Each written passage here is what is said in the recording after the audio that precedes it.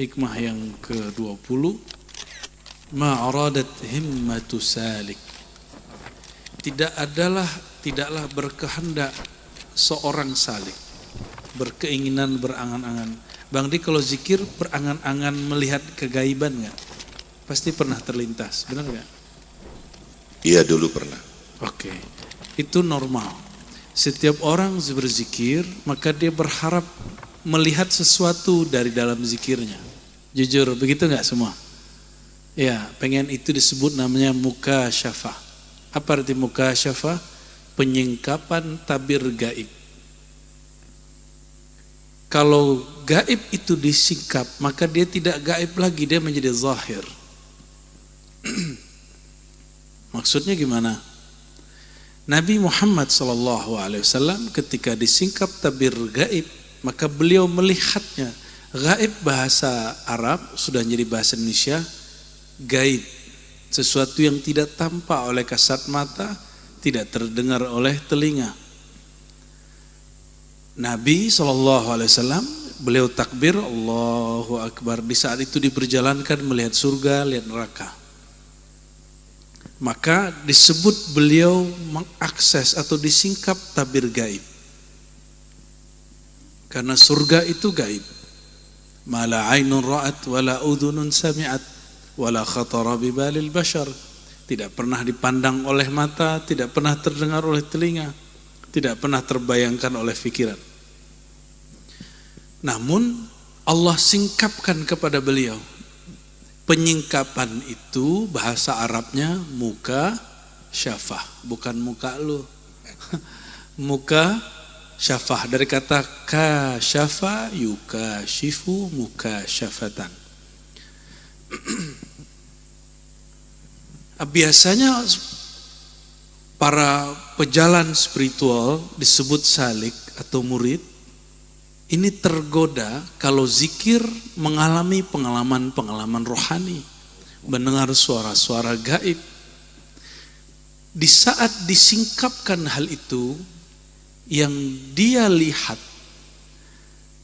misalnya dia ketemu rohaniah ini, ketemu sosok ini, terdengar kalam ini, kalam itu, maka sir kolbunya akan berkalam. Alladzi tatlub amamak, kamu jangan berhenti di sini. Jangan asik dengan yang kamu lihat. Jangan asik dengan yang kamu dengar. Kenapa? Tujuanmu masih jauh di depan. Apa tujuan kita berzikir?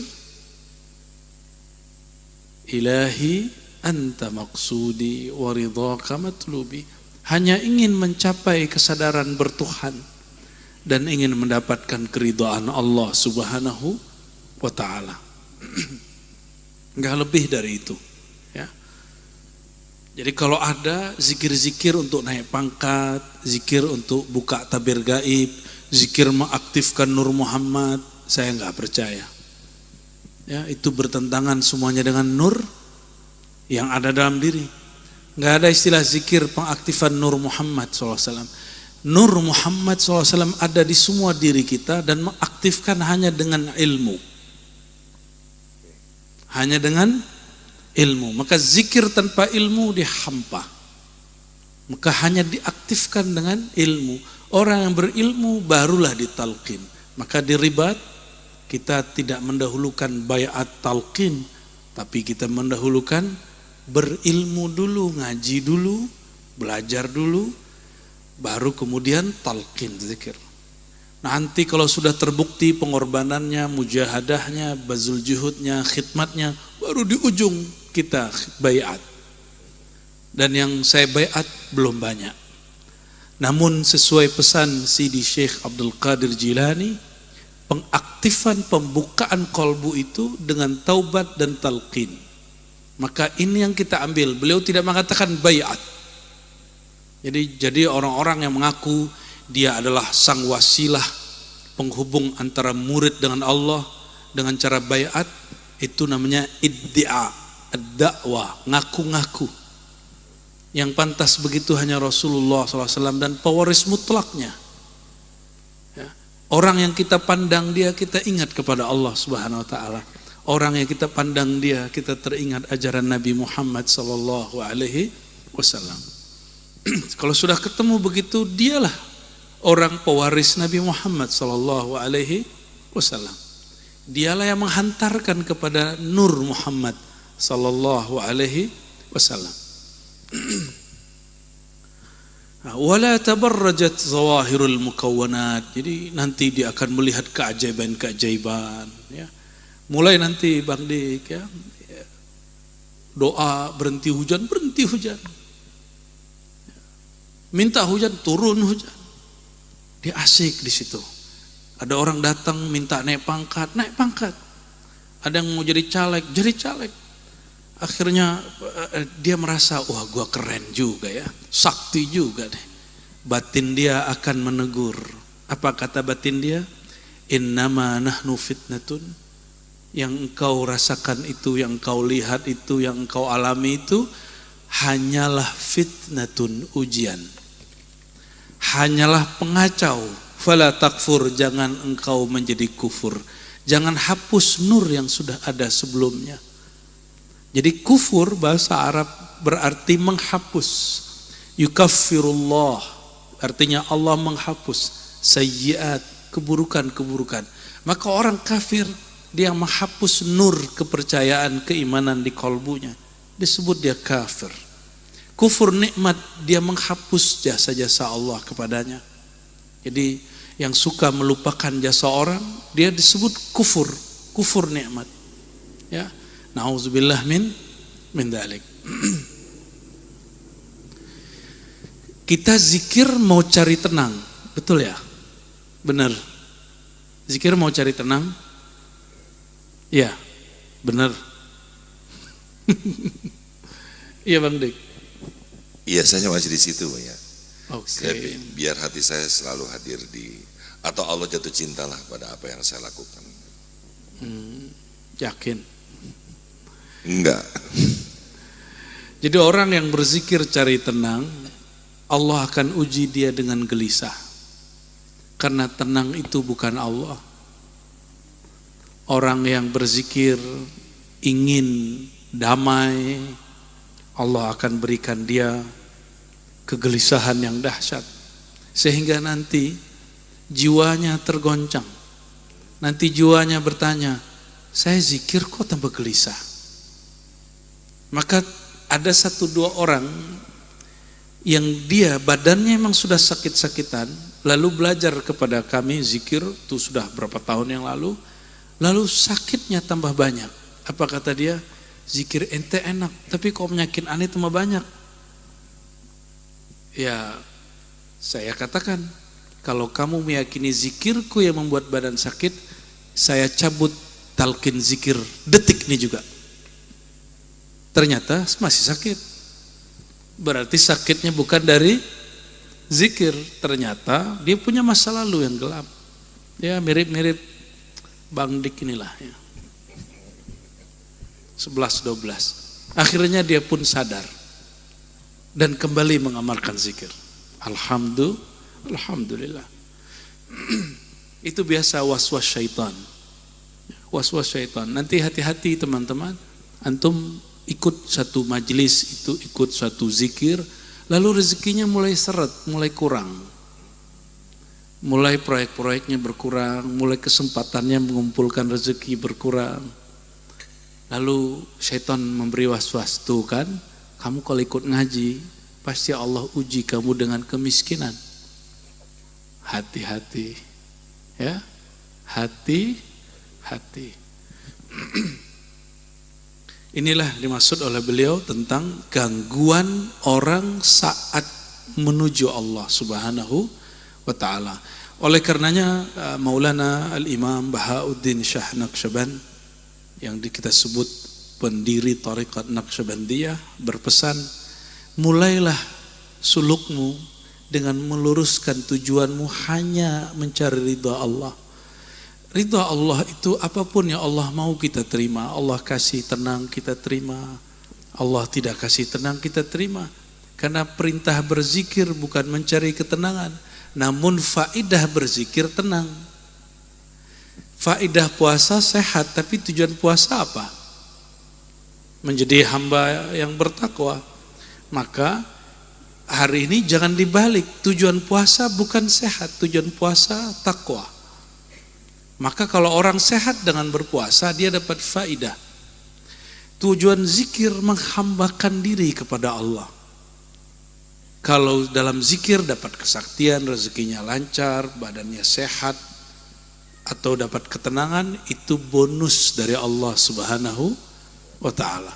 Seandainya bonus ini tidak diberi, zikir itu sudah cukup. Kenapa? Fazkuruni azkurkum. Sebutlah aku. Sebelum engkau menyebutku, aku sudah menyebut namamu. Ana ma'ahu idza dzakarani. Hadis Imam Bukhari, hadis qudsi, hadis sahih.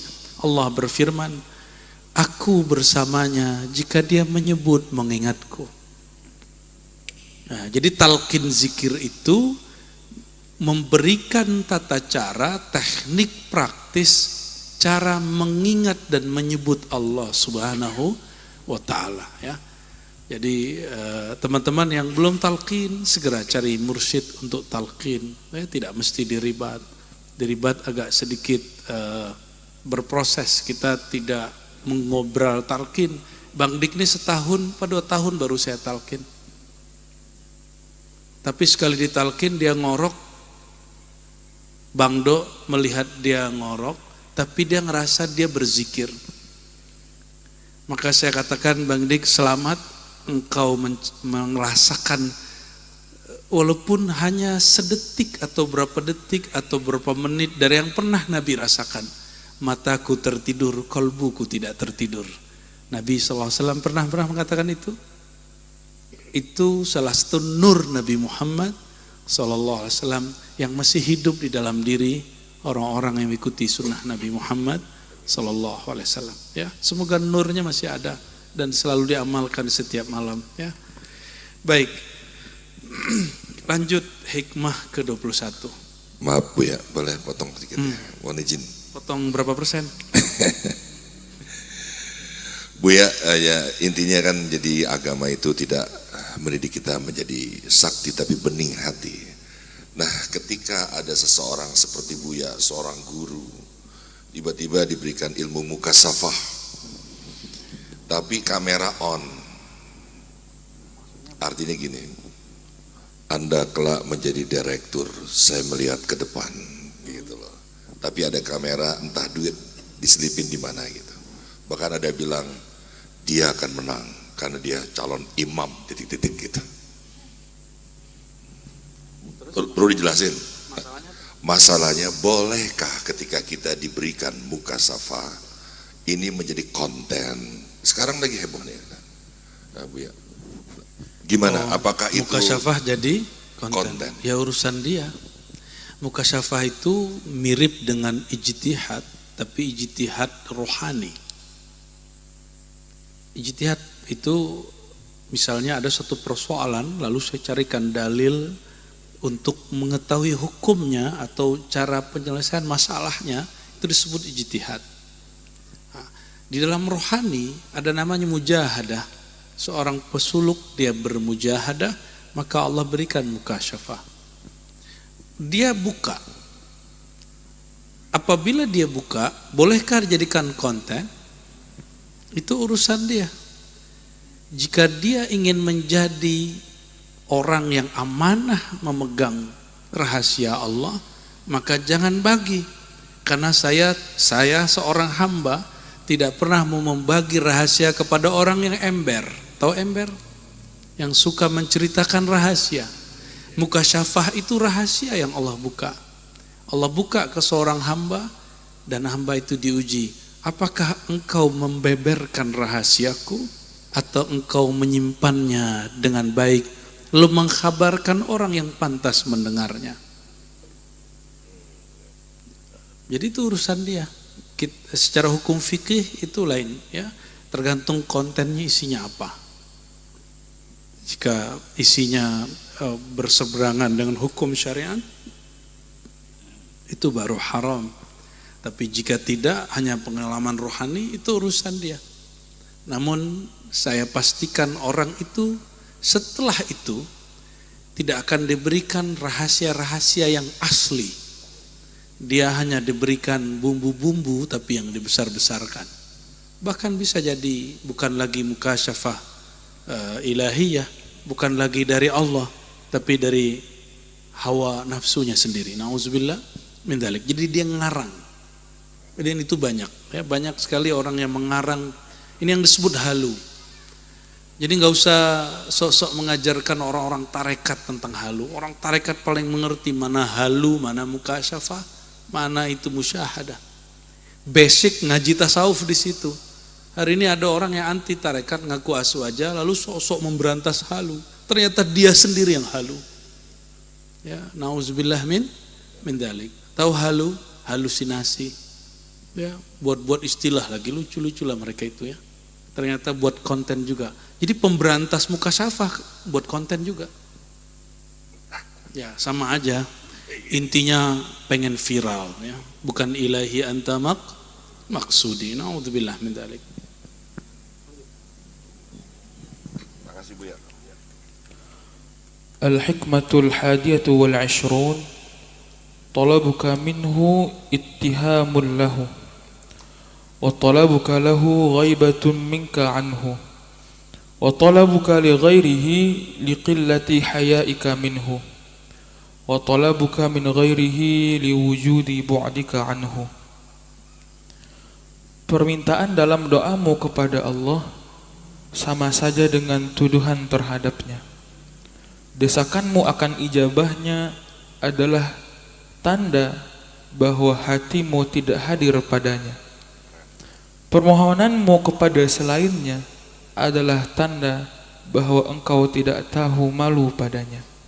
Tiadalah permintaanmu kepada selainnya kecuali karena jauhnya rasa bertuhanmu kepadanya. Baik. Terjemahannya dapat dipahami? Ya, bisa ya. Ya, karena bahasa Arabnya rumit sekali. Talabuka minhu, ittihamun lahu, talabuka lahu, semuanya lahu, minhu, minka, anhu. Butuh zauk menerjemahkannya. Jadi saya waktu menerjemahin ini 3 kali coret. Dan harus ulang lagi zikir, koneksi dengan apa kira-kira yang dimaksud oleh beliau. Barangkali itu terjemahan yang secara rohaninya. Jadi buku yang ada itu bukan terjemahan harfiah, itu terjemahan versi thoriqahnya. Ya, silakan dibaca. Next, jika ada umur saya akan tuliskan syarahnya. Ini baru terjemahan maknawi. Ya, menuntut Allah. Punya tuntutan gak kepada Allah, Bang Dik? Banyak. Itu tanda orang gak kenal Allah. Allah tahu gak hajat kita? Dan Allah sebelum kita mengenal hajat kita, Allah sudah menyediakan hajat itu. Maka bedakan hajat dengan angan-angan. Ini yang jomblo-jomblo berhajat nikah atau berangan-angan nikah, itu beda.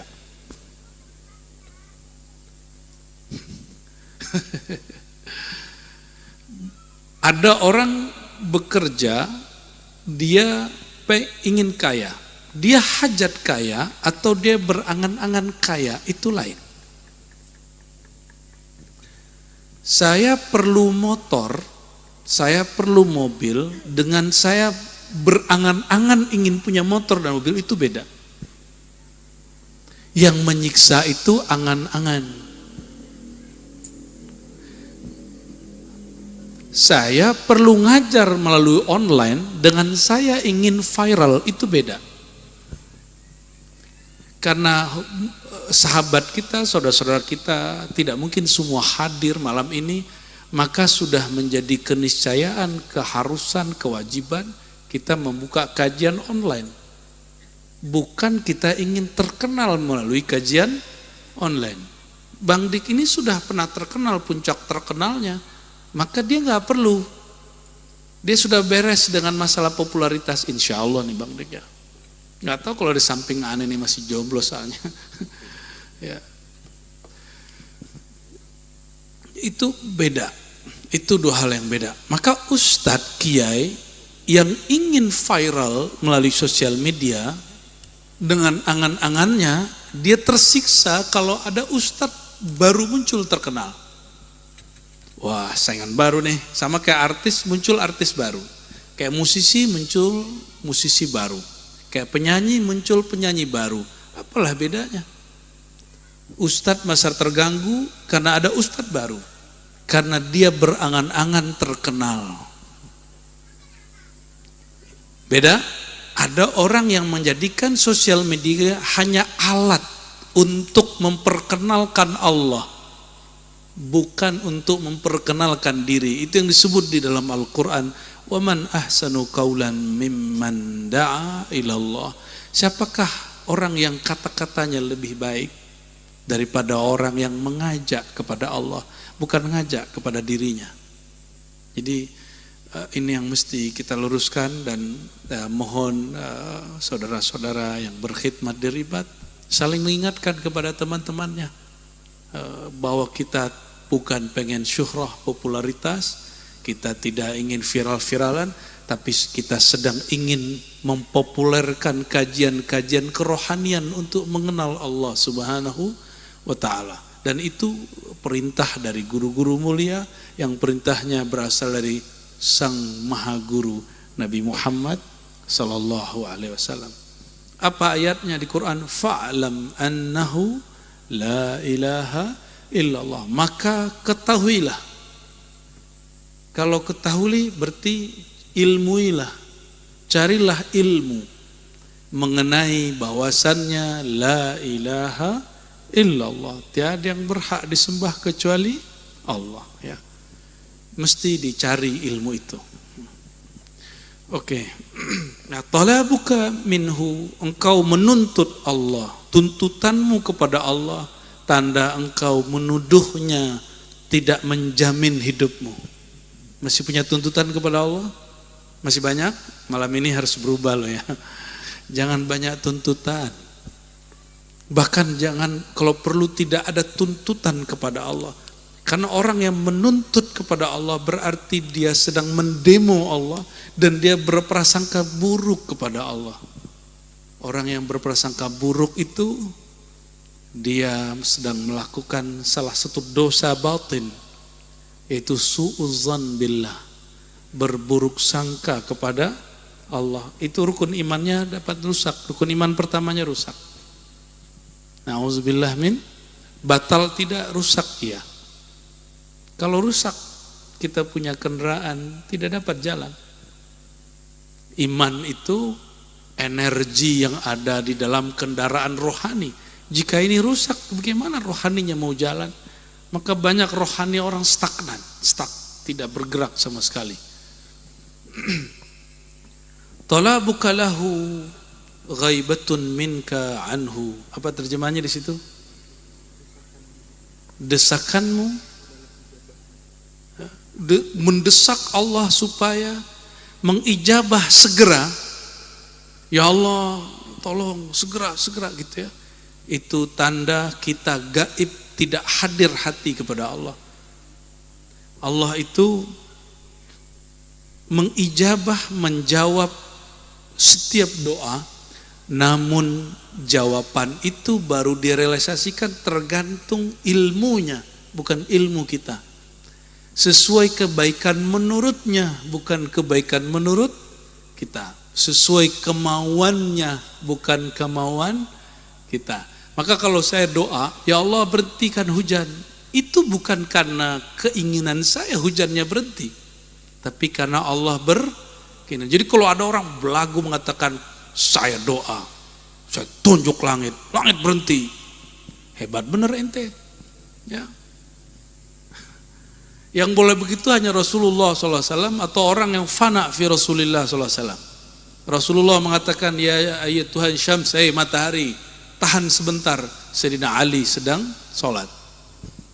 Boleh. Makanya Syekh Ali Jum'ah dalam Hizib Bahar menambahkan, ya, kama sakharta syamsa wal qamar li Sayyidina Muhammad SAW. Ya Allah, tundukkan matahari dan rembulan kepada kami sebagaimana Engkau tundukkan kepada Nabi Muhammad sallallahu alaihi wasallam, ya. Udah mendesak Allah, kecewa.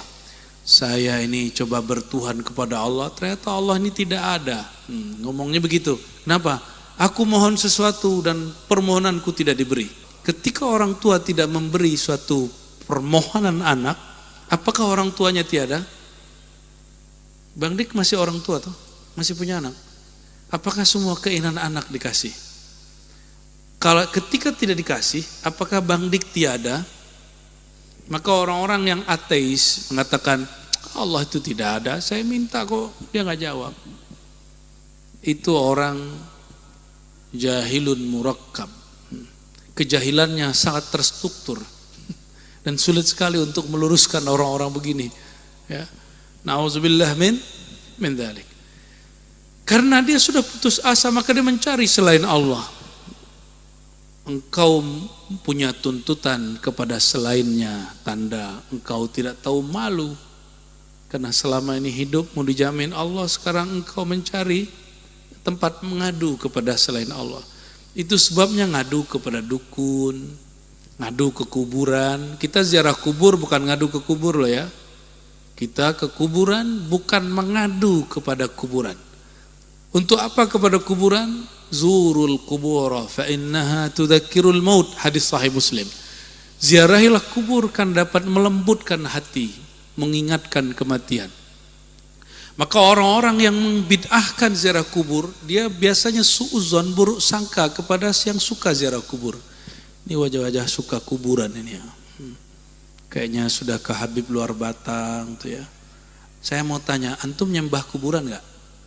Pasti enggak. Lalu kenapa mereka nuduh antum nyembah kuburan? Terus ada ustadz yang katanya S3 di Madinah, terus mengatakan bahwa orang yang mengadakan haul abah gurus kumpul mengingat kematian abah gurus kumpul itu orang-orang bodoh. Itu orang jutaan bro, dan itu separohnya ulama, dia bilang bodoh. Baru belasan tahun kuliah udah berani mengatakan orang yang punya sanad hadis di dunia itu Syekh Yasin, dan Syekh Yasin menurunkan sanad hadisnya paling banyak kok murid-murid abah gurus kumpul. Paling banyak orang-orang Banjar. Ya, saya tidak melebih-lebihkan karena saya banyak dapat sanad dari sana. Ya. Tapi biasa, ya suka menuduh. Nih hati-hati. Kita kalau nggak paham, kita lebih baik diam. Ya. Talabuka min ghairihi liwujudi bu'dika anhu. Tiadalah engkau meminta kepada selain Allah, menuntut kepada selain Allah, punya harapan kepada orang berpangkat. Bang Dik kan habis didatangin sama calon 0 sekian tuh. Ada harapan nggak ke dia? Dan menang lagi kan? Dijawab deh. Iya. Punya harapan toh? Sama sekali enggak ya Buya? Beneran. Karena saya murid Buya. Alhamdulillah. Enggak, jadi gini Buya, ini mesti dijelaskan karena juga banyak yang memaki-maki saya. Saya nggak punya pilihan Buya, 1, 2, 3, karena saya kan dekat sama Buya. Gimana Buya, saya tahu gitu pikirannya. Maksudnya apa nih? Iya Buya juga nggak gembar-gemborin gitu. Iya, iya. Nah tiba-tiba dia datang. Yes. Kan wajib tuan rumah mendoakan, memberi air putih, kalau nggak ada apa-apa kasih senyuman. Masya Allah. Nah, setelah itu pemilihan Buya. Kalau nggak kan saya langsung naikin ke konten, ke dunia. Saya enggak Buya. Begitu dia sudah menang, berarti kan tidak ada bab-bab saya mempromosikan dia. Ingat saya murid Buya, saya jaga marwah itu. Masya Allah. Takbir. Tahmid, tahlil, tahlilan. Allahumma salli ala Muhammad. Insya Allah ya, diberkahi Bang Dik ya. Jangan, kita boleh mendukung siapapun, tapi jangan menaruh harapan yang tinggi kepadanya. Mohon maaf, jangan taruh harapan kepada kawan, kepada guru, kepada mursyid, kepada wali-wali yang sudah meninggal. Jangan.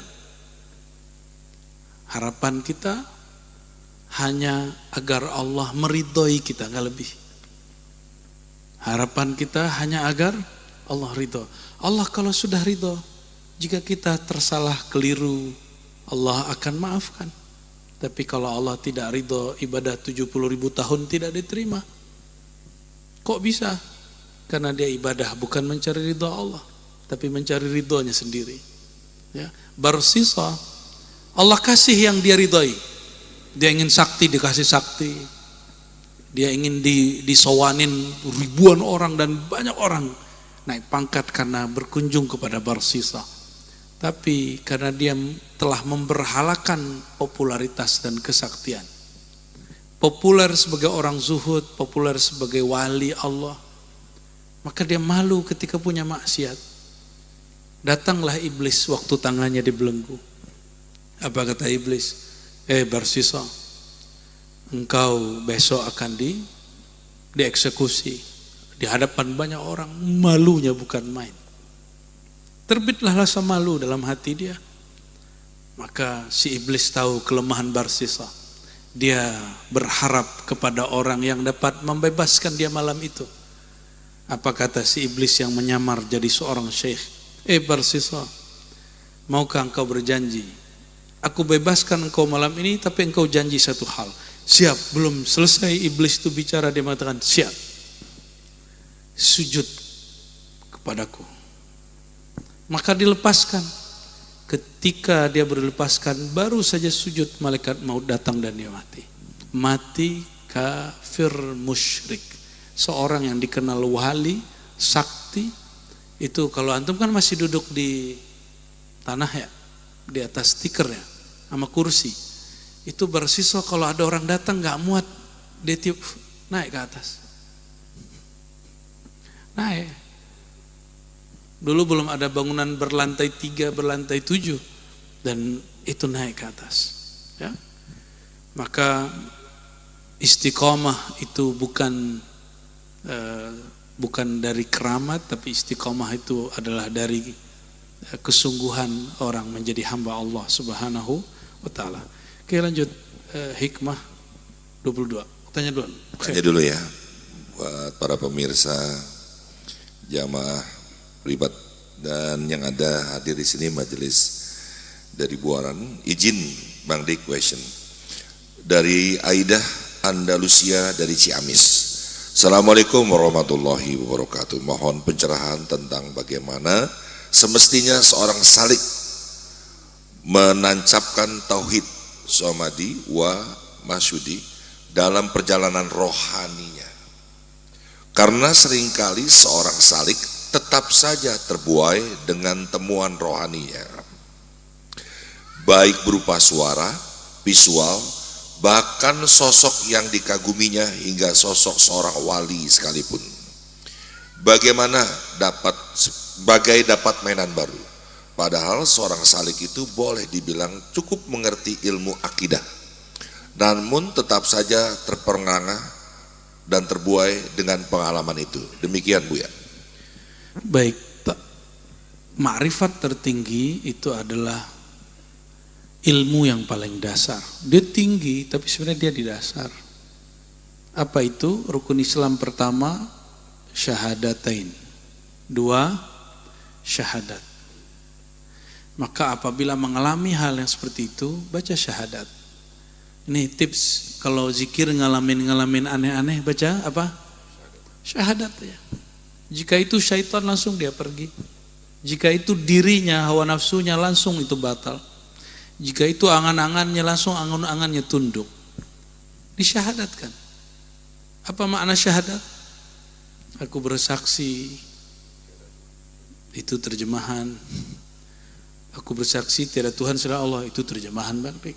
Syahadat itu aku bersaksi diriku lebur berasal daripada ciptaan Allah, dari nur Allah, nur Nabi Muhammad sallallahu alaihi wasallam. Leburkan diri, kembalikan diri kita kepada asal. Jadi kalau tiada Tuhan selain Allah, hambar. Ya. Betul, itu terjemahan yang benar secara bahasa. Ya, aku leburkan diriku, aku kembalikan diriku kepada asal diriku. Tiadalah tulang, tiadalah tanah, tiadalah daging, tiadalah rambut, kecuali dari nur Allah. nur Nabi Muhammad SAW. Kita leburkan diri kita. Itu syahadat. Jadi jika diri ini sudah lebur, angan-angannya lebur gak? Jika diri ini sudah lebur, muka syafahnya lebur gak? Lebur semua. Jika diri ini lebur, maka halunya pun ikut lebur. Selesai. Tapi karena kita belum meleburkan diri ini di dalam nurnya Allah, sedangkan Nabi Muhammad SAW selalu berdoa, Allah maj'alni nura, ya Allah jadikan aku nur. Kalau terjemahan bebasnya, ya Allah leburkan aku dalam nur Engkau. Hatta seorang Nabi Muhammad SAW yang merupakan nur, ingin dileburkan dalam nur Allah. Inilah yang disebut nurun ala nur. Nur yang lebur dalam nur. Cahaya yang berlipat dengan cahaya. Nah, semoga nur ini terbit dalam kolbu kita semua. Ya. Jadi gimana caranya supaya kalau menghadapi pengalaman rohani bersyahadat? Maka sebelum zikir wajib bersyahadat. Di dalam berzikir mengalami suatu baca syahadat. Karena tujuan kita hanya ingin menyaksikan Allah Subhanahu wa ta'ala. Sudah Bang Dik? Luar biasa Buya, lebih dalam lagi nih ya. Aku bersaksi tiada Tuhan kecuali Allah. Apakah kita memang nanti kalau pulang menghadap Allah dipertanyakan kesaksian itu Buya? Nanti apakah ditanya. Kita pernah melihat dalam arti bukan wujud ya. Gimana Buya? Aku bersaksi, sedangkan yang dapat menyaksikan Allah hanya Allah itu sendiri. La tudrikul absar wa huwa yudrikul absar, surat Al-An'am. Tidaklah ia dapat dicapai oleh pandangan, tapi semua pandangan dicapai oleh Allah Subhanahu wa ta'ala. Maka untuk menyaksikan Allah mesti meminjam pandangnya Allah. Bagaimana caranya? Tidak boleh ada dualisme, mesti hanya ada wujudnya.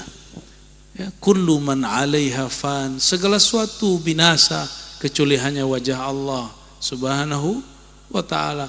Maka lenyapkan diri dalam nurnya, Allah akan terbitkan nur Allah Subhanahu wa ta'ala, barulah terlihat. Teman-teman, saudara-saudariku, kalau lampu mati, lentera mati, mata dapat lihat? Oke, sudah paham maksudnya? Apa fungsi nur Allah? Supaya basirah kita melihat dengan nurnya. Jika nur ini warnanya merah, maka kita melihat objek semuanya silau dengan merah. Tapi jika nurnya putih, terang, kita melihat sesuatu dengan objektif. Maka nur mana yang kau pilih? Nur syaitan, nar,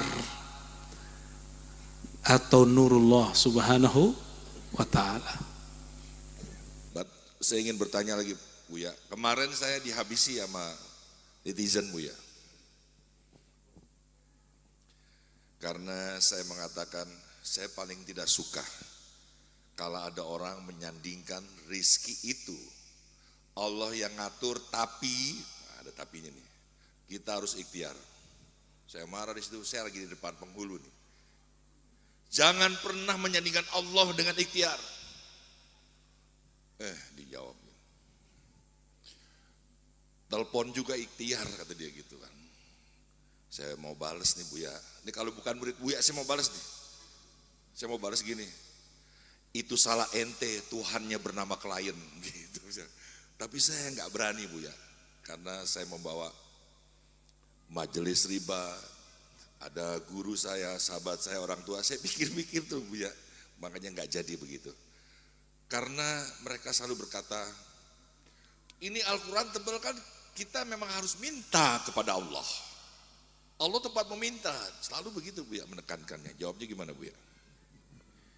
Ya netizen diurusin. Ngurus netizen ya begitu. Netizen ini kita kan nggak tahu mereka siapa, majhul. Dan sekarang banyak yang majhul ini jadi ustadz. Orang gak kenal dia ngaji sama siapa, sanatnya kemana, silsilah ilmunya ke siapa. dan buat konten-konten keagamaan, ya lucu sih ya. Kita sering juga disentil-sentil, tapi bagi saya ngapain saya ngurusin netizen, YouTuber itu, karena kita nggak ada urusan mau terkenal, dia mau terkenal, masa kita harus apple to apple sama dia, ya nggak ada urusan. Namun kalau ada orang mengatakan kita harus minta, karena Allah tempat meminta. Oke, Allah tempat meminta itu terjemahannya sudah diganti bro. Itu kekeliruan dalam menerjemahkan Allahus Samad. Terjemahan lama Allahus Samad, Allah tempat meminta. Tapi sudah direvisi, silakan cek revisinya. Karena tidak sesuai dengan tafsir ulama-ulama yang mu'tabar. Yang baru yang Allah tempat kita bergantung. Menggantungkan harapan yang hakiki, bukan menuntut apa-apa lagi. Jadi berdoa itu bukan karena kita mengingatkan Allah itu lupa dengan keperluan kita. Allah pernah lupa nggak dengan keperluan antum ini? Kalau pernah berarti batal syahadatnya. Batal syahadatnya, karena syahadat itu mencakup aku bersaksi bahwa tiada yang maha mengetahui kecuali Allah, yang pengetahuannya tidak ada sabab. Tidak melalui pengetahuan manusia yang terjadi dulu baru tahu, diberitahu dulu baru tahu, tidak. Allah pengetahuannya disebut ilmuhu qadim. Coba hafalkan. Ilmuhu qadim. Ilmunya qadim. Apa makna qadim? Ma la yasbiquhu adamun, yang tidak pernah tidak ada, selalu ada. Kita belum ada, Allah sudah tahu. Oleh karenanya sebelum bandik doa, Allah sudah tahu belum yang diminta? Sudah. Terus doa itu mengingatkan Allah, mereminder Allah, atau sebenarnya menghambakan diri kepada Allah? Mana yang tepat? Menghambakan diri kepada Allah. Jadi doa dalam ilmu kemakrifatan yang Nabi ajarkan, Nabi Muhammad SAW, yang disebut ad-doa mukhul ibadah. Ini pakai hadis. Doa itu otak dari penghambaan, inti dari penghambaan. Coba hadisnya apa? Ad-doa mukhul ibadah. Kalau terjemahan orang kebanyakan doa itu otak ibadah. Itu belum menerjemah. Karena kata ibadah belum diterjemahkan. Coba kita terjemahkan. Ad-doa, berdoa. Meminta Allah adalah inti daripada penghambaan. Maka penerjemahan yang salah terhadap teks keagamaan berimplikasi kepada salah memahami Allah Subhanahu wa taala. Jadi perlu, oleh karenanya enggak boleh berhenti ngaji sampai tua, bahkan kalaupun sudah ulama, sudah jago baca kitab, mesti tetap baca kitab yang di sini. Iqra kitabak, baca kitab yang di dalam dadamu. Kitab yang mengenal siapa hamba, siapa yang menciptakan hamba, siapa ruhnya, siapa yang menghembuskan ruhnya. Itu yang kitab di dalam itu ngerti itu. Ini pasti ada yang suka menulis novel, nulis catatan, atau nulis jurnal, nulis buku. Makna sudah muncul di dalam ini lalu ditumpahkan dalam tulisan. Bukan tulisan dulu baru makna. Maka sebenarnya di dalam ini ada makna-makna, itulah kitabak. Itulah your book. Bukumu, kitabmu. Nah, kalau kitab ini sudah terkoneksi dengan nurullah, maka Allah berkalam alif lam mim. Alif lam mim. Dzalikal kitabu la raiba fi. Itu kitab, tidak ada lagi keraguan di dalamnya. Keraguan itu ada di dalam dada. Kalau orang sudah mantap percaya kepada Allah, hilang keraguannya. Maka Alkitab di situ oleh para ulama ahli rohani itu adalah kitab yang ada di dalam dadamu. Dan Allah menurunkan Al-Quran ke dalam dada Rasulullah SAW. Kalau yang ada kita pegang itu lembaran kertas mushaf, bukan Al-Quran yang hakiki. Al-Quran hakiki turun kepada kolbu baginda Nabi Muhammad SAW dan diwariskan kepada kolbu sahabat radhiyallahu taala anhum, lalu kepada ulama sampai hari ini. Semoga kolbu kita kebagian, walaupun gak banyak ya. Mesti ada bagiannya. Dan orang sukses di dunia akhirat tergantung berapa ayat dia baca tiap malam. Maka orang yang baca 10 ayat dia ya ahli ibadah biasa. Jika dia baca 100 ayat itu konglomerat dunia akhirat. Maka ada satu riwayat di Tabrani, seingat saya, siapa yang membaca 100 ayat malam hari fahuwa minal muqantarin, maka dia itu orang kaya karena menyimpan qintarah. Qintarah ini isinya emas. Jika dizahirkan jadi emas, jika dibatinkan menjadi ilmu. Lebih mahal mana, ilmu atau emas? Atau si emas yang berilmu?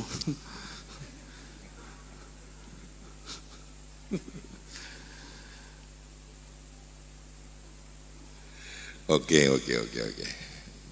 Naik kelas lagi kita. Tadinya doa adalah meminta kepada Allah. Sekarang doa itu adalah cara seorang hamba mengetuhankan Tuhannya. Fix? Good ya. Baik, pertanyaan dari majelis ribat yang ada di Buaran, monggo. Ya, silakan. Sebut nama dari. Assalamualaikum warahmatullahi wabarakatuh. Assalamualaikum warahmatullahi wabarakatuh. Izin Buya, Bang Dik, penanya tetap. Fajar. Kenapa penanya tetap? Karena sejak melihat Buya, pertanyaan saya banyak banget. Tapi ketemu cuma boleh nanya satu. Banyak. Kenapa? Sebelumnya juga izin saya cerita dikit. Dulu saya orang yang membid'ah-bid'ahkan yang seperti ini. Yang saya bid'ah-bid'ahkan bapak saya sendiri. Tapi saya udah ngaji kemanapun ketemu Buya, satu-satunya ustadz yang bisa bikin saya minta ampun sama bapak saya, Buya Rozi. Makanya sampai sekarang saya masih ngaji sama Buya. Terima kasih banyak ya Buya. Jadi saya bisa ngerti itu. Dan saya udah minta maaf sama ayah saya. Setiap saya ngaji saya kasih lihat YouTube-nya. Baik, pertanyaannya Buya. Sejak Ramadan kemarin saya mengamalkan zikir dari Buya, nggak langsung tapi lewat YouTube. Tapi kan saya udah minta ya Buya, qabil tu bil jasa.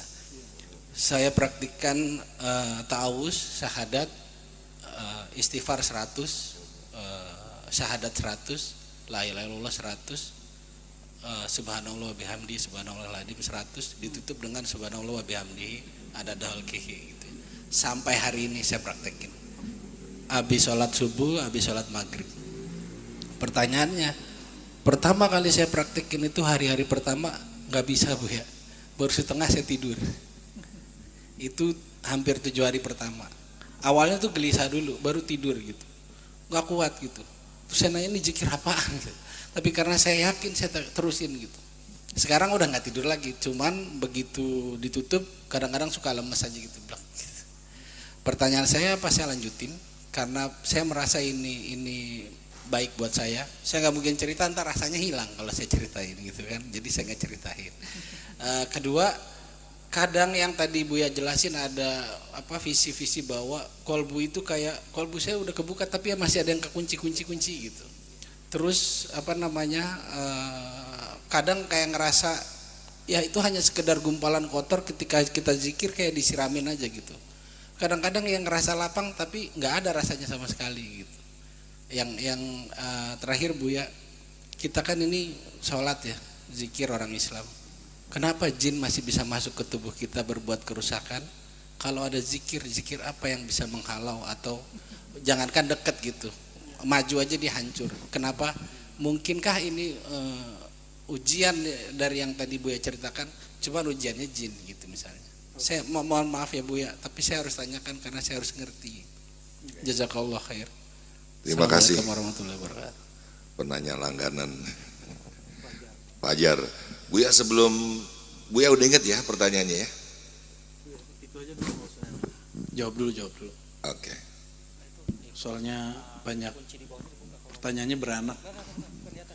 Kali Apakah Fajar satu zikirnya aja. dilanjutkan? Itu ya, karena mengalami yang tadi. Ya, wajib dilanjutkan, namun ditambahin sholawat, syahadatnya diringkas jadi 3 kali. Oke, tahlilnya tetap 100, jadi syahadatnya cukup 3 kali, lalu sholawatnya mesti lebih banyak, minimal 100. Jadi zikirnya terlalu hot, makanya mau tumbang itu. Maka orang kebakar isim zat nama Allah mesti diobati dengan sang kekasih Nabi Muhammad sallallahu alaihi wasallam, langsung itu adem insyaallah. Ya. Yang kedua, kenapa kita zikir kok jin masih? Jin itu, syaitan itu difitrahkan mengalir di seluruh pembuluh darah. Inna syaitan yajri majrad dam, hadis sahih Bukhari. Syaitan mengalir di semua pembuluh darah. Maka orang untuk kesetanan gak perlu kesurupan. Kesurupan itu gampang. Yang paling sulit ngurusnya adalah orang kesetanan. Karena setan itu suka memberi was-was. Dan dia jika sudah menulis di sosial medianya atau berkalam di channelnya atau berceramah, berkata-kata ke komunitasnya, itu kata-katanya membuat orang was-was dan terprovokasi. Orang-orang itu syaitan bertubuh manusia. Itu lebih rumit, itu nggak bisa diruqyah. Kalau jin, ruqyah sebentar selesai, pergi jinnya. Tapi kalau orang kesetanan, dia tidak tahu kalau dirinya syaitan. Maka syaitan itu sifat. Kalau iblis itu orangnya, itu zatnya iblis, zatnya jin. Tapi kalau syaitan, sifat jika itu ada sifat-sifat itu ada pada jin, maka dia syaitan. Jika ada pada manusia itu syaitan. Dan Nabi pernah mengatakan sallallahu alaihi wasallam, ketika ada ular atau anjing hitam, anjing jahat, anjing galak mengganggu sholat, maka sholat boleh diputus lalu kita membunuh ular itu. Kenapa? Fa innahu syaitan. Itu disebut syaitan karena membuat was-was. Pernah terganggu nggak sholat ketika ada binatang-binatang tertentu? Ya, apalagi yang suka hiking, ya, suka naik ke gunung-gunung, itu akan merasakan itu.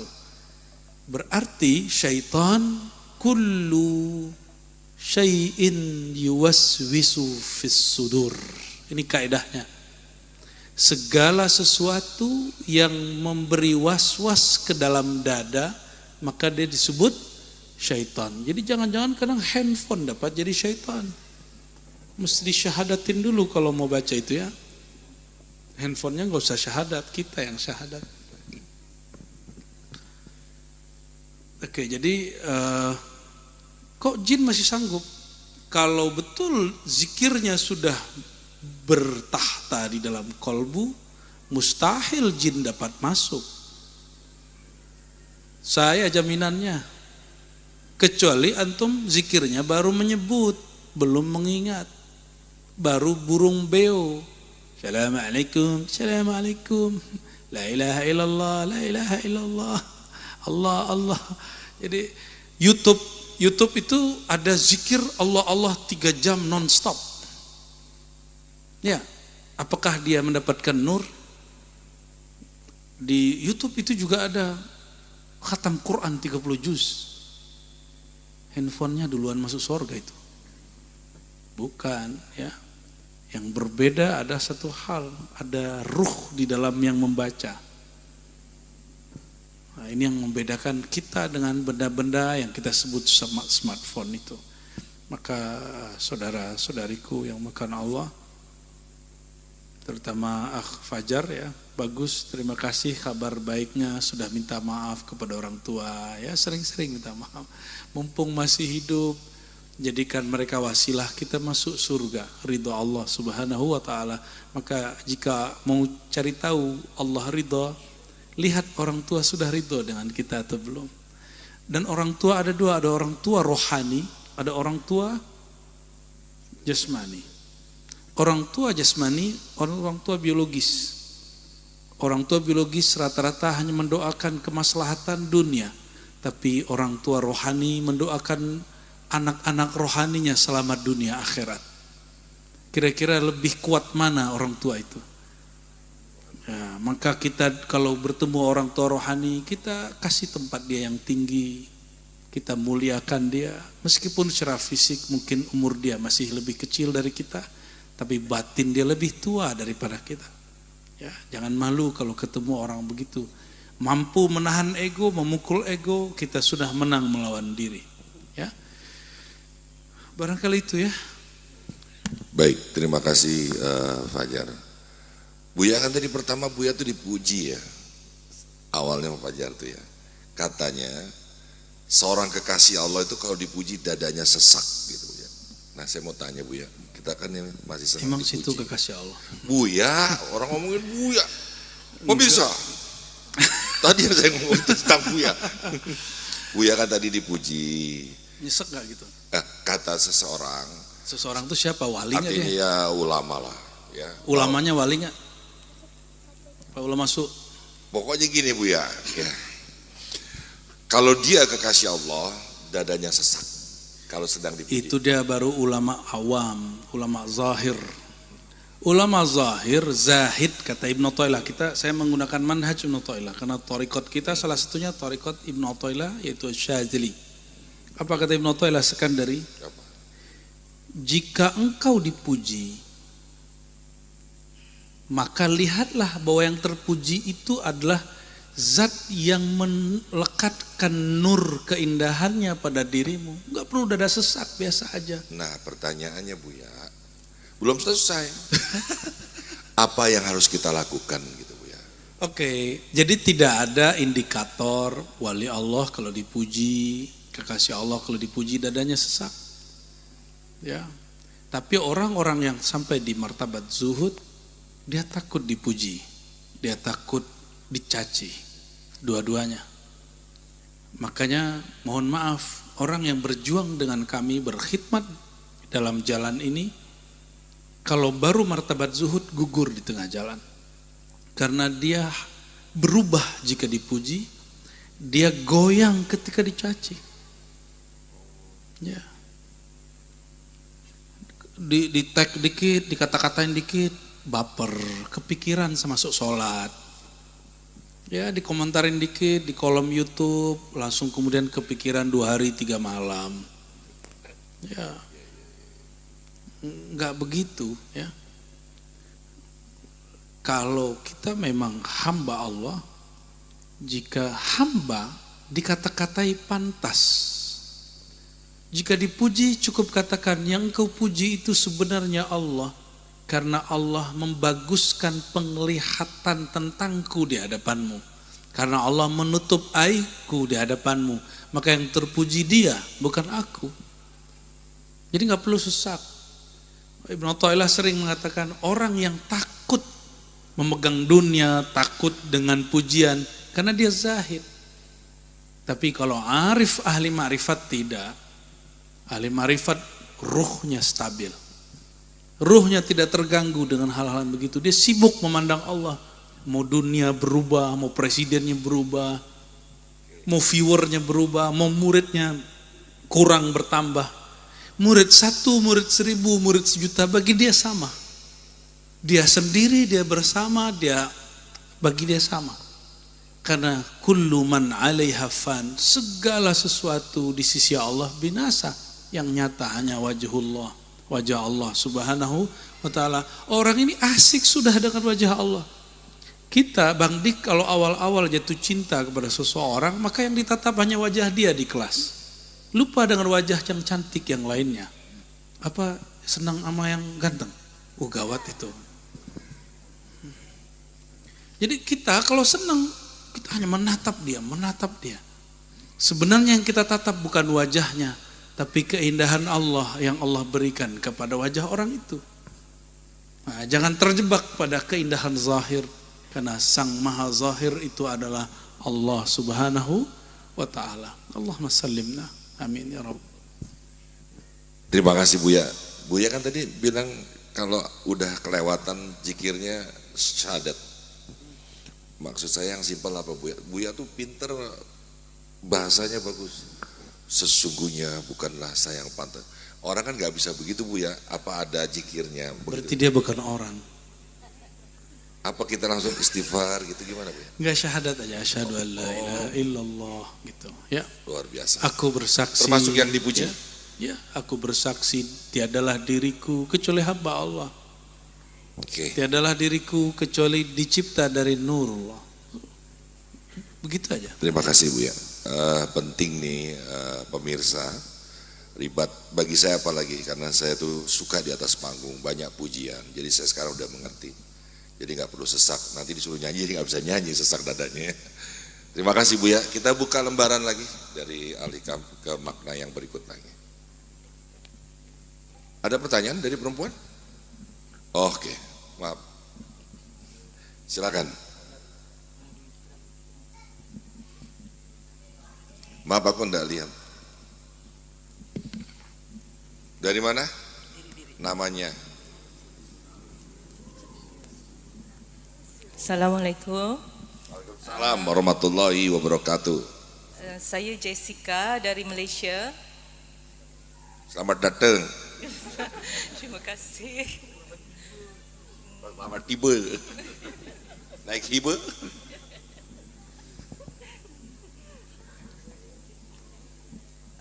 Okey, Abuya, saya ada soalan yang berkaitan dengan Berdiri. berdiri. Oh.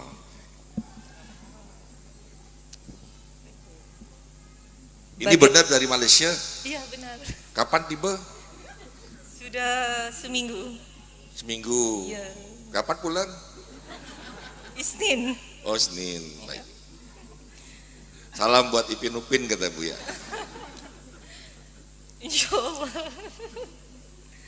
Okey, soalan saya, bagaimanakah membezakan sesuatu permintaan itu satu ibadah dan bukan semata-mata tuntutan yang berakhir dengan suuzon pada Allah?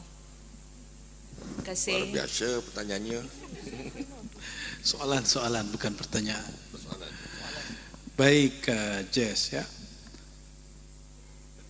Apa indikator barangkali begitu, tanda-tanda bahwa permohonan kita, doa kita adalah penghambaan, bukan berujung kepada tuntutan yang membuat kita berprasangka kepada Allah.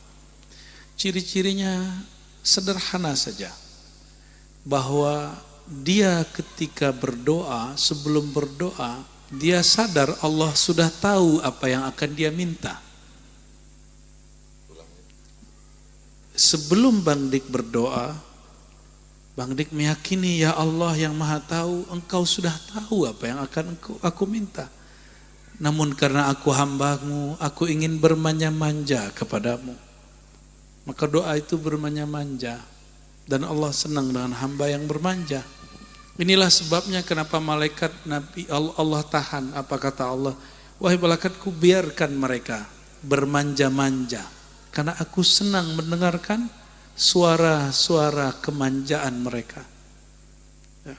Jadi Allah itu dalam satu sisi sangat feminim, dalam sisi lain sangat maskulin. Karena dua sifat ini bersumber dari jamal dan jalalnya Allah subhanahu wa ta'ala. Tapi Allah bukan feminim, Allah tidak maskulin. Ya, itu hanya pancaran dari jamal dan jalalnya Allah subhanahu wa ta'ala. Dan yang kedua, ini yang paling penting. Hati tetap tenang setelah berdoa meskipun yang dipinta, yang dituntut belum kunjung juga datang. Kenapa? Karena si hamba sudah tahu apapun yang aku minta, Allah tahu kapan dia memberikannya. Jadi Allah nggak pernah salah ngasih. Jadi kayak di antara antum nih pasti ada yang pengen beli motor, beli mobil, beli rumah. Tapi belum saatnya, maka belum dapat walaupun sudah minta. Kapan akan terwujud? Jika Allah memandangnya pantas. Maka Allah sering memberikan simulasi kepada hamba. Hamba itu disuruh berdoa, tapi permintaannya masih ditahan di atas langit. Supaya apa? supaya si hamba ini tetap bermanja-manja kepada Allah Subhanahu wa ta'ala. Maka bermanja-manja itu bagian dari nikmat yang tidak ada kalau orang itu diberikan kenikmatan. Dia akan berhenti, dia akan ngomong ini, wah keren juga ya, aneh kalau doa langsung Allah ijabah, besok dia gak doa lagi. Khawatir nanti doa ini dijabah lagi. Enggak ya, benar. Jadi itu dua indikator daripada doa dia adalah ibadah, penghambaan, bukan doa dia menuntut dan berprasangka, ya. Wallahu a'lam bishawab, ya. Baik, terima kasih Buya. Buya, tolong, ini ada inspirasi dari teman Malaysia. Tolong kalau saya salah Buya, saya tidak maksud ada memuliakan diri sendiri. Jadi gini Buya, ada orang pezina, dia menikah jadi sakinah mawaddah warahmah karena Allah pengasih. Ada orang pelit, jarang sedekah, bisa jadi kaya raya Buya, karena Allah pengasih. Katanya Buya, orang yang duduk seperti ini nih Buya di majelis, Allah tuh maha penyayang, tidak semua diberi untuk datang ke majelis. Dan mohon izin Buya, bukan berarti kita mulia, karena yang dari Malaysia bisa datang ke sini Buya. Tapi yang di sekitar, yang sudah mengenal kita ngaji di sini, saya ingin tahu apa benar pendapatnya. Jangan gitu Bang Dik. Enggak, saya mau nanya, makanya kalau salah. Itu salah Bang Dik. Tapi ada benarnya. Lah, gimana sih Buya? Tolong diedit ya. Saya dulu berpikir majelis saya ini mulia di sisi Allah. Sebentar Buya, bukan majelis ini aja, semua majelis. Masih koma. Edit lagi. Saya dulu berpikir majelis saya itu harum oleh malaikat-malaikat Allah. Bahkan saya menganggap bahwa orang-orang yang datang ini orang pilihan. Tapi ternyata kalimat ini ada talbis iblis di dalamnya. Ada jebakan-jebakan iblis. Kalau saya menganggap orang yang datang ini terpilih, lalu saya di atas terpilih dong. Itu jebakan yang luar biasa. Saya akan merasa lebih tinggi dari jamaah. Kalau Bang Dik mengatakan yang jauh aja datang, masa yang dekat sini, berarti Bang Dik sedang ngejekin tetangga kita. Begitukah? Mau musuhannya sama orang Buaran? Salah lagi, bukan begitu maksudnya. Iya, jadi teman-teman, kajian tasawuf itu memang jodoh dan panggilan kolbu. Bukan masalah hidayah, tidak hidayah. Di sekitar ini banyak orang yang sholat, dia punya jalan sendiri. Bahkan kali dia jalannya bukan melalui Ibnu Athaillah Sekandari, mungkin melalui kitab yang lain. Maka di Ribat Buya Aldomi kita minta untuk mengulang kembali kajian kitab Sirrul Asrar yang diwariskan Sayyidi Syekh Abdul Qadir Jilani. Buya Aldomi juga kita minta untuk membedah kitab Ahl Bahrul Madid, ya, Ibn Ajibah, penafsir dari kalangan Thariqat Syaziliyah. Buya Asfi kita minta membedah kitab-kitab Imam Sya'rani yang juga berthariqah banyak. Kenapa? Karena kita ingin menjadikan Ribat itu lab ilmu pengetahuan daripada thariqah. Kita tidak fanatis kepada satu thariqah, tapi kita tetap berthariqah. Ya. Jadi bukan untuk meluruskan Bang Dik, tapi untuk meluruskan diri saya Bang Dik. Jadi orang-orang yang hadir ini hanya panggilan, bukan berarti yang tidak hadir tidak terpanggil. Itu beda selera aja. Beda apa? Beda selera. Jadi ada yang dia ngenaknya dengan hikam, ada yang ngenaknya dengan kajian-kajian membid'ahkan orang. Ya. Betul gak? Dia kalau ngaji nggak ada kata bid'ah, itu dia nggak mau datang. Berarti panggilan dia kata itu. Ada yang tadi takbir. Dengan begitu dia semangat. Itu masalah selera aja, dan kita tidak mengatakan yang majelis ini dapat dia, yang sono tidak. Itu urusan dia. Ya, siapa tahu jalan-jalan yang tadi ini menu-menu kolbu, menu yang kira-kira siapa tahu dapat menuntun kepada Allah SWT.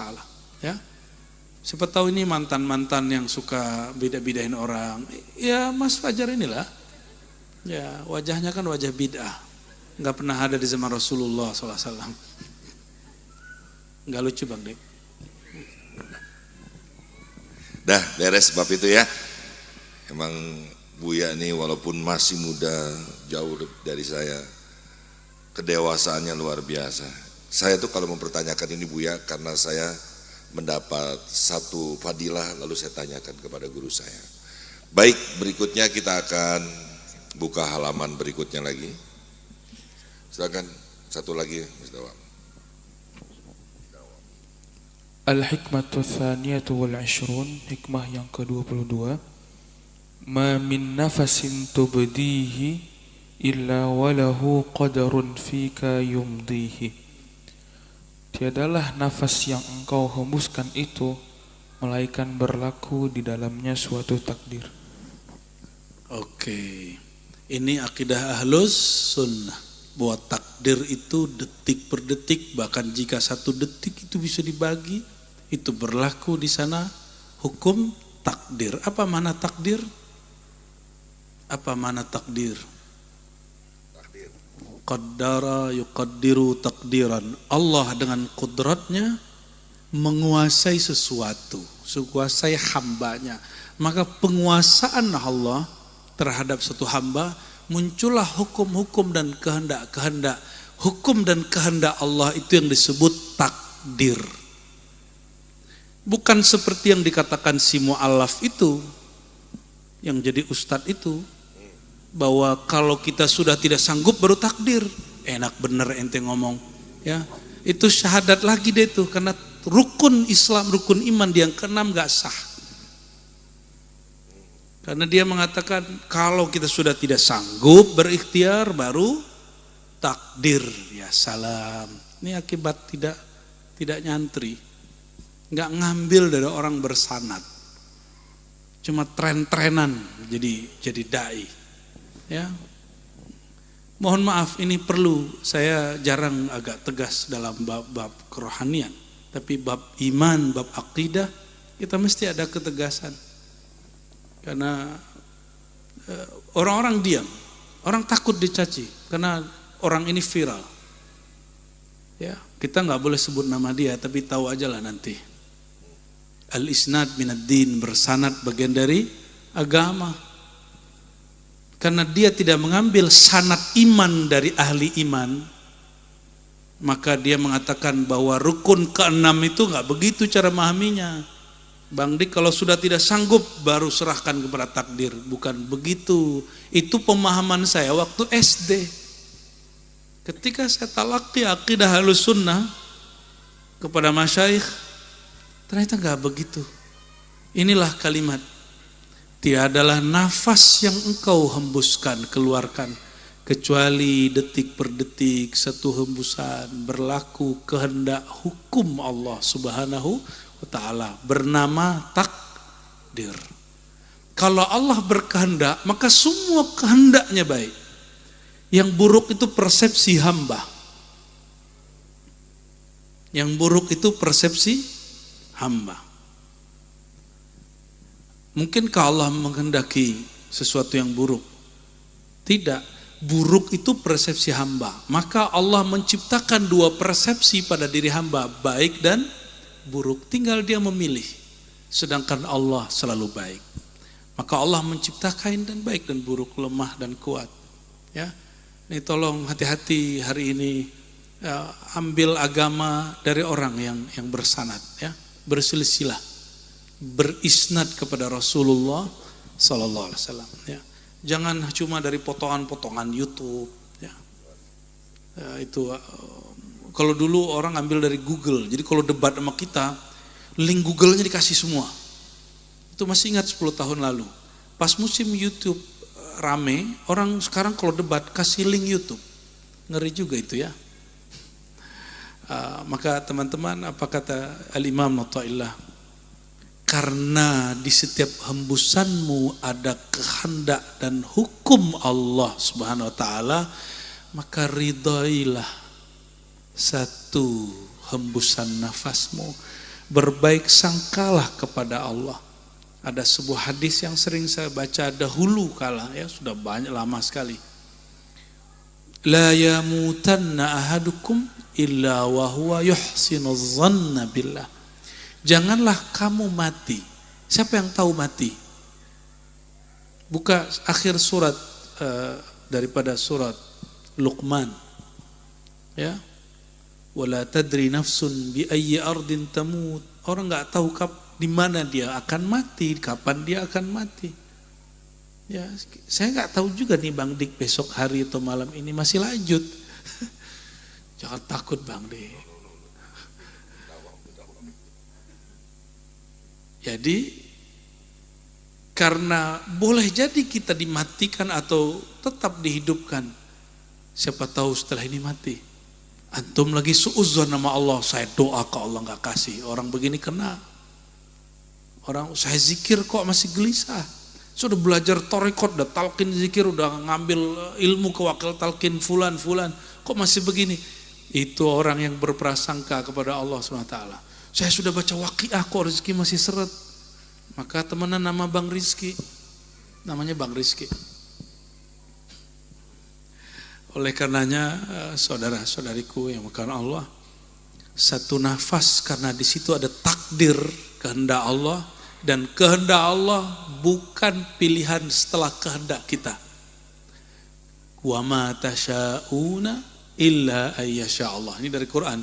Tidaklah engkau berkehendak kecuali kehendakmu tunduk kepada kehendak Allah. Itu yang disebut takdir. Ini yang disebut ridha kepada takdir. Tidaklah engkau berkehendak kecuali kehendakmu, kemauanmu tunduk takluk pada kehendak Allah SWT. Kalau Allah berkehendak, kira-kira yang terbaik bagi kita atau yang terburuk? Namun karena di sini diciptakan dua persepsi baik dan buruk, orang kadang-kadang dapat was-was. Apa was-wasnya? Itu buruk. Akhirnya dia berputus asa kepada Allah. Dan orang yang putus asa, orang yang berprasangka buruk kepada Allah, dia hidup, dia akan gelisah. Dia akan suka mempolitisasi agama. Dia akan suka baca-baca ayat untuk kepentingan pribadi ketika dia kalah. Hati-hati. Ya, ini banyak sekali orang yang memperkosa ayat-ayat suci ketika yang dia mau tidak terjadi.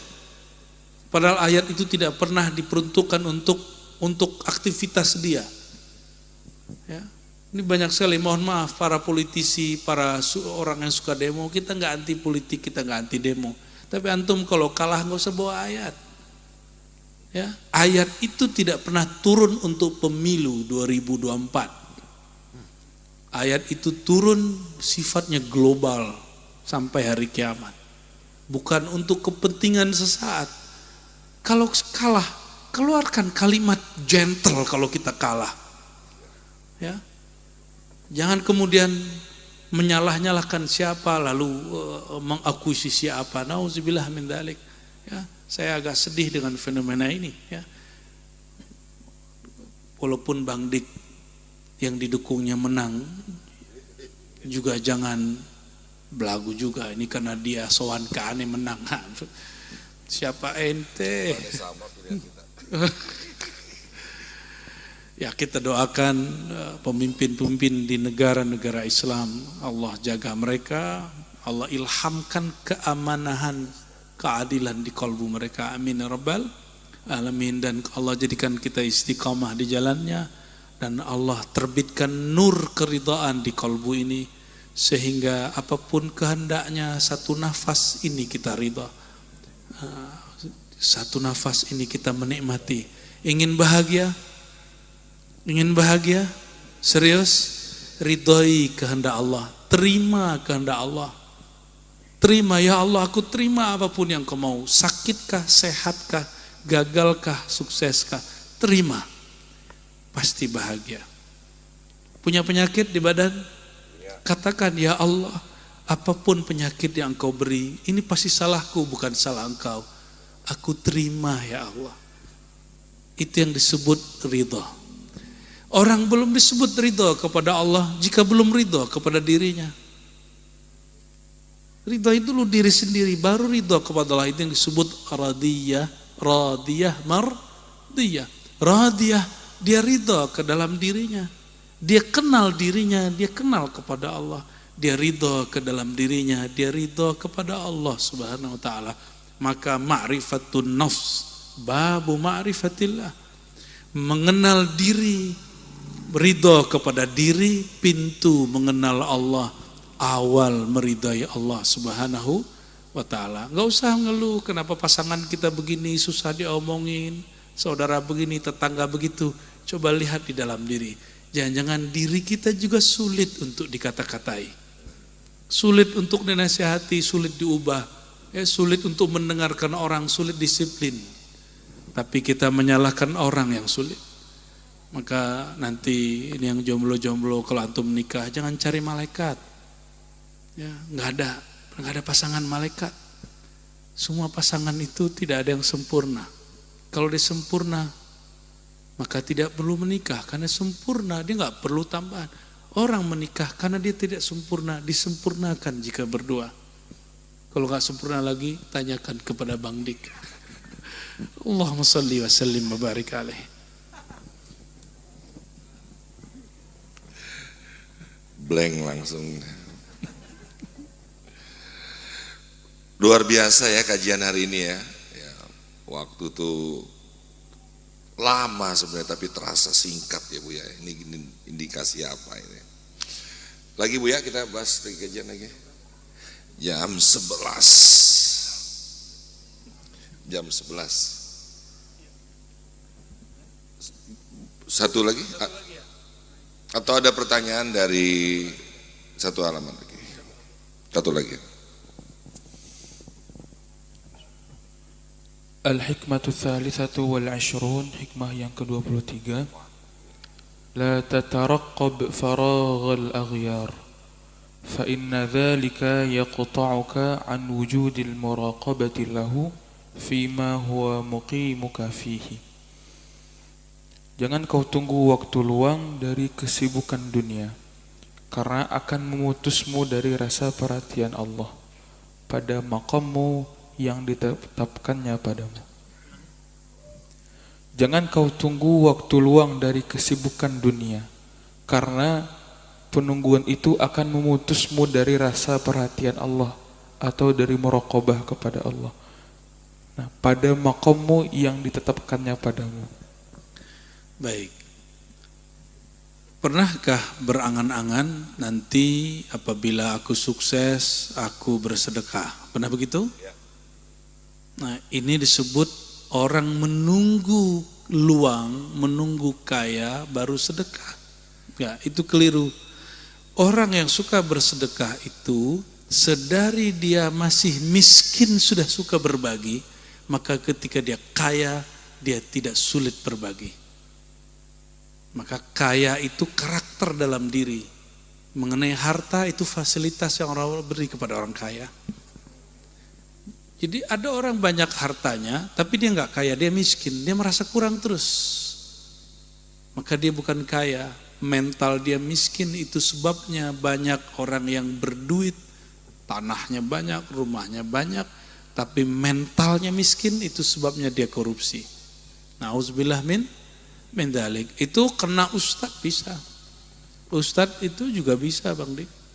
Yang kemudian terganggu dengan honor. Ya, ini tanyalah Buya Asfi, Buya Aldomi, Buya Yunal.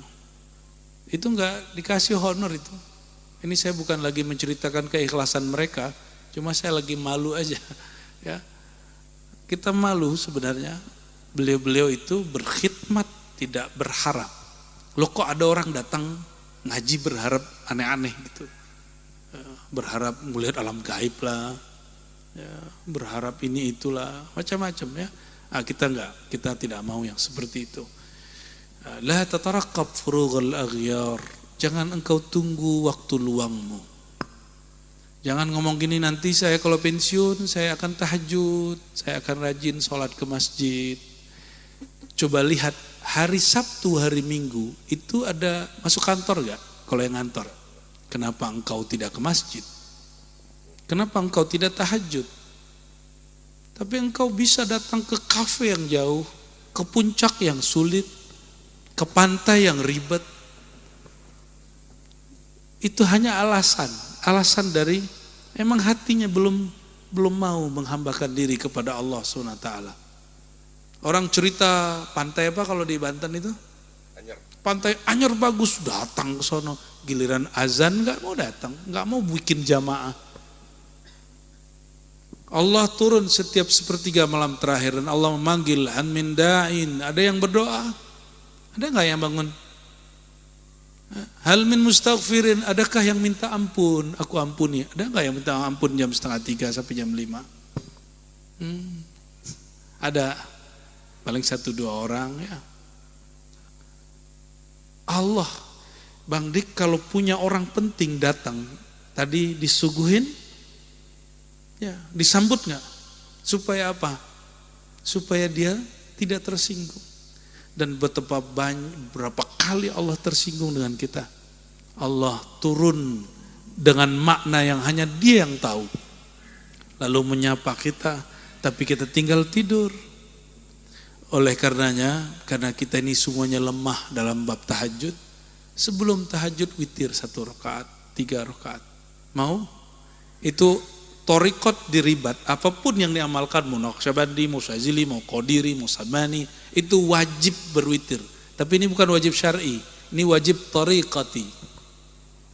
Wajib secara manhaj. Nah, jadi kalau ada ini murid ribat, saudara kita di ribat, belum witir, dia belum menjadi ikhwan ribat. Belum jadi akhwat ribat. Ya, mohon maaf ya. Wajar kalau kemudian belum bisa khidmat dengan tepat. Kenapa? Allah pun dia cuekin. Apalagi gurunya. Apalagi sahabatnya. Apalagi saudaranya. Allah pun dia biarkan tidur. Dia tidur, Allah manggil-manggil. Ya, kayak ente penting benar ya. Kayak Allah yang antri mendatangi rumah kita. Padahal Allah tidak pernah perlu membutuhkan kita. Kita yang perlu Allah Subhanahu wa ta'ala. Jadi malam ini witir? Minimal witir lah. Masa witir aja enggak? Mau dicintai Allah?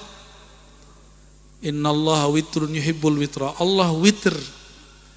Ganjil, suka esa, suka bilangan yang esa dan ganjil. Maka ganjil di kita, walaupun boleh secara fikih 3 rakaat langsung, tapi dalam manhaj yang kita anut 2+1, karena Allah suka bilangan 1, bilangan ganjil. Yang ganjilnya ganjil 1, bukan 3, bukan 7, bukan 9. Jadi 2, 2, 2, 2, 1 gitu. Begitu manhaj kita. Buya, kalau pengertian witir kan kalau tahajud bukti nyata kalau engkau menyintai Allah. Kalau duha mengambil isi dunia untuk bekal di akhirat. Kalau witir apa, Buya? Witir itu bagian dari qiyamul lail. Tahajud itu bagian dari qiyamul lail. Maka dia bagian dari kepekaan bertuhan. Kepekaan bertuhan. Ya. Wallahu a'lam bishawab. Ya. Cukup barangkali. Masya Allah.